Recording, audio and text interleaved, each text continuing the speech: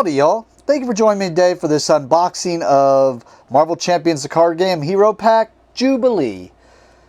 So this is a character I'm kind of looking forward to. We're going to go do this unboxing, what this is. So this is basically like an expansion. It's going to be a deck ready to go, but it's also going to give you new cards. And then it says we've got an encounter set here featuring arcade, which is pretty cool too. Without much ado, let's just get into this.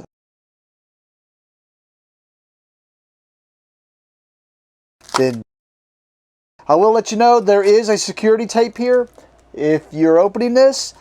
I just already pre-cut it before I started the video, but when you open it, that'll let you know if it's been tampered with. If it does, you should just have a pack of cards in there sealed, and then you want to look underneath this flap and make sure you pull this little thing out. It's not so much that you just need it, but I've seen a lot of people just accidentally throw that away. But as we can see here, I'm going to make a guess. I must say, I always try to guess the aspect ahead of time.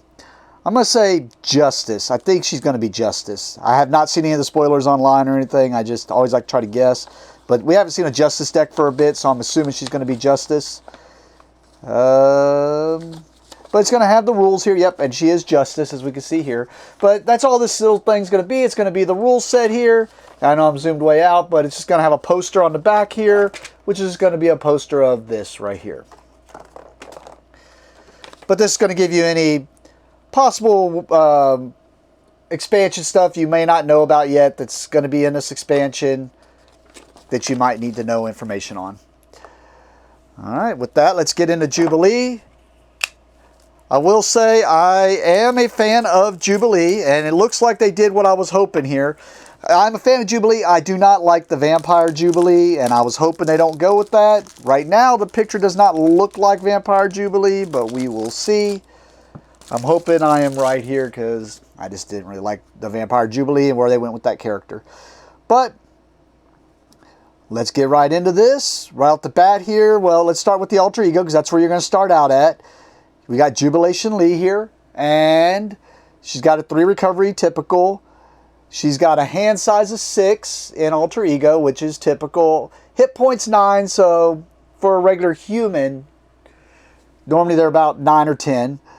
And then she's got Mutant keyword, Mall Rat action, search your deck for the Shopping Spree player side scheme, and put it into play. So she's going to go just search for a side scheme. Limit once per phase. Okay. Then we switch her to her hero side, and we're looking at hand size 5, hit points 9, so typical.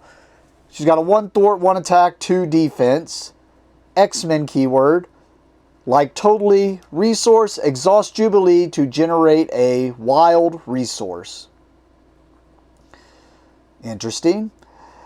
If you're new to this, what I usually explain, I know other people don't really like when I do it, is the nice thing about this is if you do not own this game and you like Jubilee and you want to jump into it and you know someone who already owns the game, you can just buy this deck and it's going to be good to go. And just to show that, what I like to do after this is I like to sleeve all this up unchanged and put it up against a villain and see how it plays out unchanged and see how the deck goes. So we're going to see how this goes. And the way this works, if you are new, is that you're going to have 15 cards which only belong to you. So like when you're building this deck, if you decide to change it later, these 15 cards, if you're playing Jubilee, have to be in the deck. Right off the bat here, we have Wolverine as an ally, 4 cost, 4 hit points, 1 thwart, 3 attack, but he has to take 2 consequence stars of damage when doing that. His attacks gain piercing, so just like his other ally. As a response, after you change to Alter Ego form, heal 3 damage from Wolverine. Okay. So it doesn't just have the normal regeneration, it does make it to where you have to switch to Alter Ego form to regenerate him, but seems good. Alright, so we got our ally here, and here's the Shopping Spree. I kind of figured it had to be one of her things, so it probably doesn't go into the victory like a normal player side scheme, but let's see. So we got Shopping Spree here. It does cost 0 to bring out. It's a player side scheme. Threat cannot be removed from this scheme by heroes or allies. Alright, alter ego action. Exhaust your identity. Remove one threat from here. Any player may trigger this ability. Okay, I was like, heroes, duh. You go in alter ego form, and it's got a way for you to get rid of it here. When defeated, the player who defeated this scheme searches their deck and discard pile for an item card and puts it into play. So it gives you a reason to go into your alter ego. I guess you can build into items with her. Another reason I kind of suspect she's going to be Justice also is I was just thinking about the way her fireworks would work. Now, I didn't see it on the character, but I'm assuming with the deck, because it would just make sense that she'd be able to confuse and stuff. But, alright, we got the upgrade here, Jubilee's Coat. It's a 2-cost upgrade. It gives her +1 thwart, so it makes her thwart go up to 2. And then hero response thwart. After you play a thwart event, exhaust Jubilee's Coat and choose a scheme. Remove one threat from that scheme for each different resource type used to pay for that event. Okay. Then we have Jubilee's Sunglasses, 2-cost upgrade. This gives her the +1 attack to get her to her 2 attack. Alright. So, I guess I can put that on camera there. Well, so it makes her, evens out her stats there. And then hero response attack. After you play an attack event, exhaust Jubilee's Sunglasses and choose an enemy. Deal 1 damage to that enemy for each different resource type used to pay for that event. Okay. Blinding Flash, her main ability, 3-cost event, or her main mutant power, I guess. Hero action, choose X enemies, where X is the number of different resource types used to pay for this event. Stun and confuse each chosen enemy. Okay. Firecracker, 2-cost event.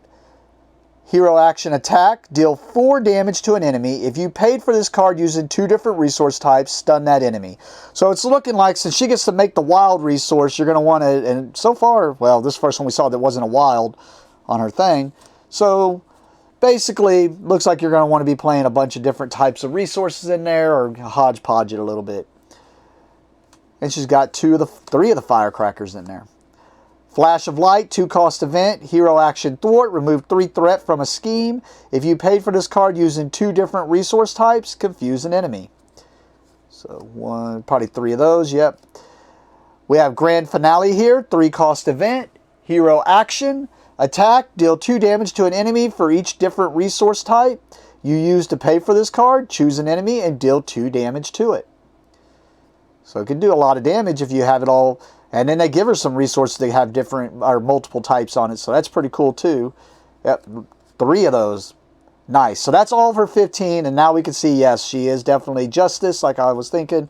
But it was more just reasoning it out. Of course, I was way wrong when it came to Angel. All right, so let's look at these Justice cards. Right off the bat, we have a new ally here for Justice. We have Chamber here, 4-cost ally with 3 hit points.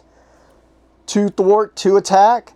And when he attacks here, he's got a special that Chamber takes -1 consequence damage after he attacks a confused enemy. Works beautifully with her or with Justice in general, so since it's a Justice card, because you're usually going to confuse your enemy unless they got stalwart or something. So this makes it to where he just gets to keep attacking and not take damage. Keep him up for a bit. Seems pretty cool. He's also got X-Men here, so he can fit into your X-Men decks, and like if you're playing Cyclops, he could just go in the deck. But Cyclops ain't going to help that. I like it in here. Husk, we have another one. 4-cost ally, 3 hit points, 2 thwart, 2 attack, interrupt on both their attack and thwart. That is, when Husk uses a basic power, those 2, spend up to 3 resources. If you spent at least 1, depending on what resource you put in there, it gives her some stuff. So we got, if it's the energy one, she gets +1 to that power for this use. So if it's the mental one, I think, heal 1 damage from Husk. And if it's the physical, ready Husk after this use. Alright, we got Disguise here. 1-cost upgrade. Play under any player's control. As an action, thwart, exhaust disguise, and your identity to remove 2 threat from a scheme. I did notice it says identity, so that's pretty cool because you can do this in alter ego form, which works with her with the Wolverine thing, so you can at least do this when you're in alter ego form. Seems pretty good. And new cards, so we should have 3 of them. We got Waylay here, 3 cost event. Attack, hero response attack. After your hero thwarts, deal 4 damage to an enemy. 7 damage instead if that thwart removed the last threat from a scheme. Seems pretty good. Got 3 of those. 3 steps ahead. 3 cost event. Here's a thwart. Hero action thwart. For each different resource type you use to pay for this card, choose a scheme and remove 2 threat from it.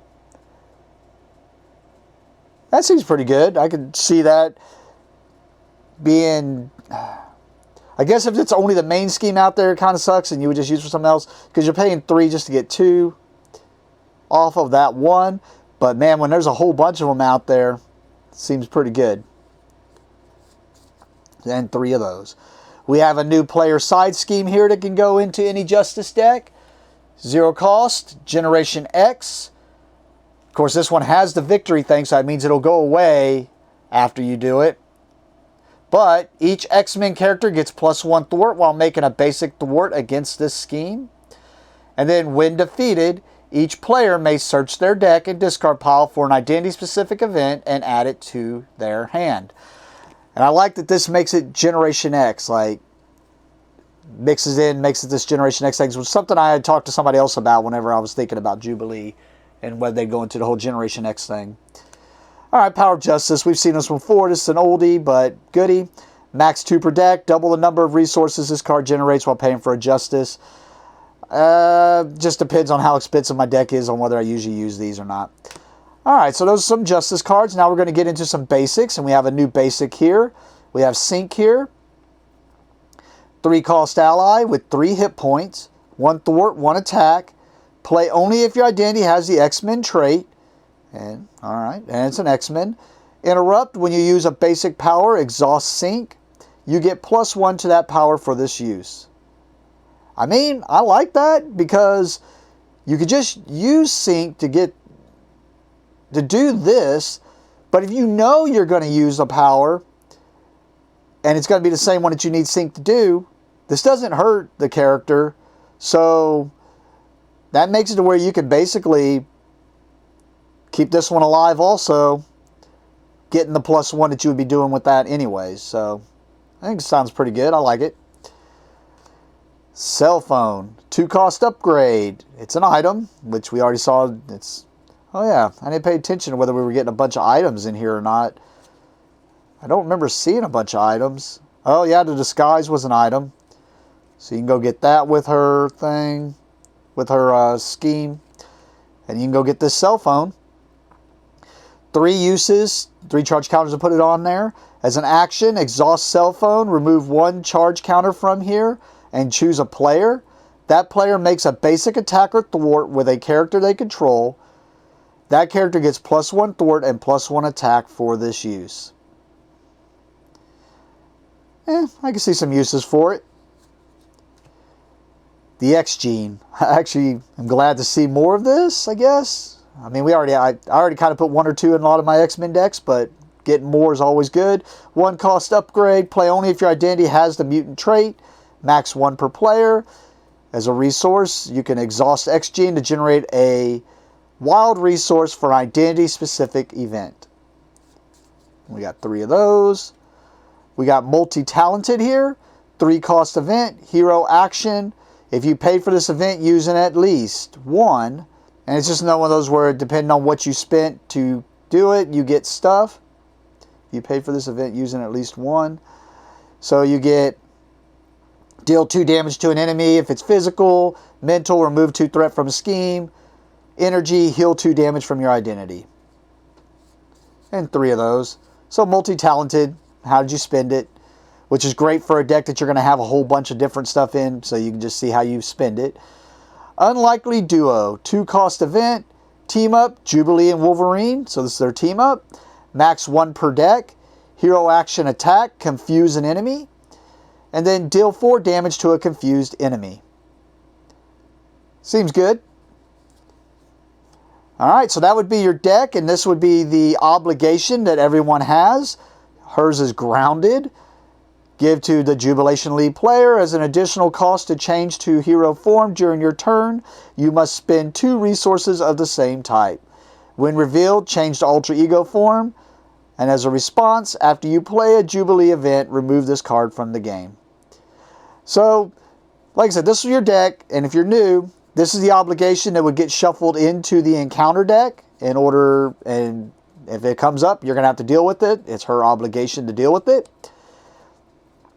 Then we get Jubilee's Nemesis, which can come out with Shadows of the Past, or I've seen a couple of other ways now they can come out, but that's the main one.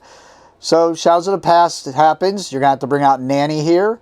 2 scheme, 1 attack, 4 hit points, toughness, forced response. After Nanny attacks you, if you control 1 or more allies, search the encounter deck discard pile and set aside area for 1 copy of Lost Child and reveal it. And then, of course, Shadows of the Past will bring out Nanny's side scheme, which is Naughty Children. When revealed, place 1 threat here for each different resource type on cards in your hand. And then Crisis, which means you have to take care of this before you take care of the main scheme. And it's going to have 2 on there. Plus whatever extra because of what's in your hand, so probably at least 3. Most likely more if you're playing the deck the way it is. Then we get the other cards, which will just be shuffled into the deck, into the encounter deck. We got the Battle Suit attachment here, plus 1 attack, attached to the minion with the fewest remaining hit points. Otherwise, this card gains Surge. Attached minion gets plus 3 hit points and gains the Aerial trait. And then the Lost Child's things, which is said to go get. Lost Child attachment. Treat attached ally as a regressed minion with a blank text box. Attached minion scheme is equal to its printed thwart and it does not take consequential damage. When revealed, attach to the ally with the highest cost without Lost Child attached. Attached ally engages its controller, otherwise this card gains Surge. So a way of turning your allies against you. Sorry, I'm focusing more on reading and not paying attention whether I make sure I'm staying in center here. And then it's just another Lost Child. Alright, so that's everything you would need to be able to play. You would hand those to the person making the encounter deck. This would just go off to the side. And you would hand them the obligation, mix it in, and your deck would be ready to go. It'll let you know that's the end of the deck, and then everything after this is going to be extra cards, which we already saw is going to be the arcade Nemesis, or not Nemesis, but encounter set. Oh, it actually gives us some free cards too. Nice. I like it. So we have a 3-cost event leadership card here. Mutant Mayhem, Alliance, Hero action, choose an X-Force ally and an X-Men ally and return them to their owner's hand.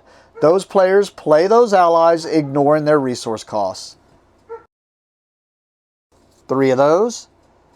We get some more cards here. We get Serve and Protect, Event, 2 cost, Alliance, Hero Interrupt for protection. When any amount of threat would be placed on the main scheme, exhaust an X-Force character and an X-Men character. Prevent that threat and give each of those characters a tough status card. Okay. And then we get another Unlikely Duo that way if you want one for your Wolverine deck. And then we get into the extra. I like that they do this. As much as it's cool to get new cards, not going to argue about getting new cards. I like it when they give you something extra that you can do with your villain, with the villain deck, or just have extra stuff in there. So I love it when they do this. I hope they continue to do it. And we do have arcade here. There are going to be 5 cards here. And like I said, when I do the solo playthrough, I will make sure I mix this in, which I do believe we're doing it with, I want to say it's the 4 Horsemen. It is. Because I always try to do whatever's one part of that story or that arc we're in, and that's where we're in right now is the Age of Apocalypse. So I'm doing it with the 4 Horsemen. So this will be mixed in, so it will be the Four Horsemen and Arcade we'll have to deal with. And we have a minion here, Arcade, 2 scheme, 2 attack, 3 hit points. Arcade cannot take damage while a trap side scheme is in play. And when revealed, discard cards from the top of the encounter deck until a trap side scheme is discarded and reveal it. So it's going to have a trap there that you're going to have to take care of before you can take care of him. But makes sense. Only 3 hit points. And we got a trap side scheme here. Welcome to Murder World. Hinder 1. So that means we're going to have to add 1 scheme onto here per player when it's revealed, plus the 2. So even in solo, it'll at least be 3. And then when defeated, the player who defeated this side scheme takes 2 damage. And then as long as it's out, you're going to have to draw that extra encounter card each turn. Then we have another trap side scheme here, Arcade's Funhouse. Hinder 1, we already talked about that. When defeated, the player who defeated this side scheme is stunned. If they were already stunned, they discard an ally or upgrade they control. And then it's got additional boost here. And then we have the Hall of Mirrors. Hinder 1, when defeated, the player who defeated this side scheme is confused. If they were already confused, place 2 threat on the main scheme. And then we have the Crisis 1, which we talked about earlier. And then we have Elaborate Trap. It's a treachery that when revealed, resolve the when defeated ability on each trap side scheme as if you defeated it. If no abilities are resolved this way, discard cards from the top of the encounter deck until a trap side scheme is discarded and reveal it. That's kind of ugly. Because I was thinking, okay, well, just make sure there's no traps out. Well, we're going to put a trap out. Cool. All right. Well, yeah, actually, I am looking forward to trying this out. I do like playing Justice. I mean, it's not my main style, but I do enjoy playing it. So we'll get this sleeved up. Try to get this video, the video playthrough. This video, of course, is up. You're watching it now, but we're going to try to get this playthrough video up as soon as possible so we can see how Jubilee fares against the Four Horsemen. That was kind of a quick one, but yeah, looking anxious to this. And we'll see how it goes. Thank you for watching, and have a great day.